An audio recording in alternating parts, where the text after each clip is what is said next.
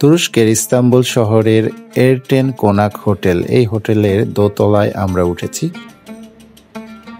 তবে এটি হচ্ছে নিচতলা। নিচতলাতেই চোখে পড়ল দেওয়ালে বিভিন্ন রকমের চিত্রকর্ম, ক্যালিগ্রাফি।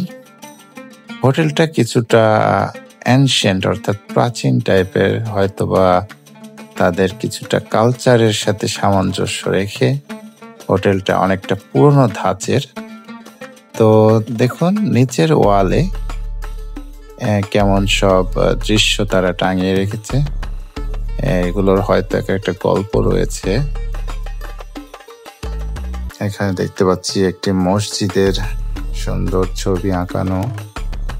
এটা একটা দরজা, এই যে আরো একটা দরজা পাশে, ওয়ালে বিভিন্ন রকমের ক্যালিগ্রাফি।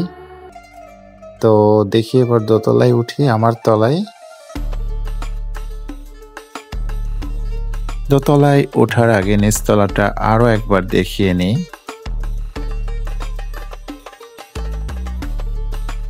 দেখতে পাচ্ছেন কাঠের সিঁড়ি, সাথে লাল গালিচা বিছানো, এবং আমি কিন্তু দোতলায় চলে আসলাম।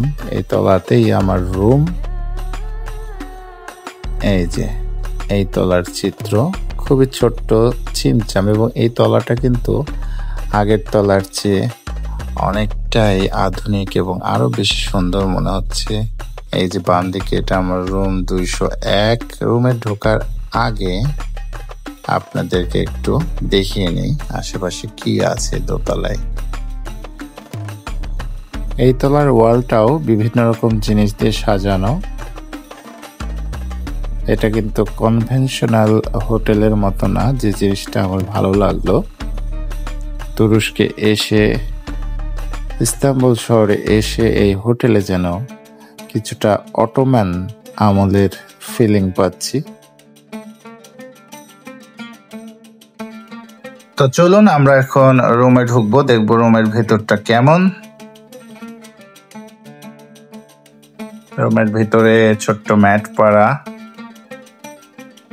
খাটটা মনে হচ্ছে পিতলের খাট, উপরে একটি ছবি, খাটের হেড সাইডে দুইটা বড় বড় জানালা, সাথে সুন্দর পর্দা, এখানে ছোট্ট একটা টেবিল, সাথে মিরর, এই দিয়ে কিন্তু আলমারি, যেটার সামনে দুটো মিরর। এসি রুম অবশ্যই। এই যে বিছানা, দারুণ একটা ঝুলন্ত বাতি, এখানে একটা ফোন রাখা রিসেপশনে যোগাযোগ করার জন্য, এখানে বেড সাইড টেবিল, এই যে এখানে ছোট্ট একটি টেবিল সাথে মিরর, ছোট্ট একটা সোফা দিয়েছে বসার জন্য, এবং টিভি সেট রয়েছে। এবং এই হচ্ছে বাথরুম। বাথরুমটা কিন্তু দেখলাম বেশ আধুনিক ধাঁচের। এখানে হট কোল্ড দুই রকম পানির ব্যবস্থা রয়েছে, পাশে শাওয়ারের ব্যবস্থা। বেশ ভালো, সুন্দর, ছোট ছিমছাম বাথরুম, পরিষ্কার বটে। এই জায়গাটা হোটেলের মাঝখানে নিচতলায় সময় কাটানোর, বসে থাকার একটা চমৎকার জায়গা। এখান থেকে দেখতে পাচ্ছেন হোটেলটা 4 তলা। ডান পাশে কাঁচে ঘেরা জায়গাটি হচ্ছে ডাইনিং স্পেস।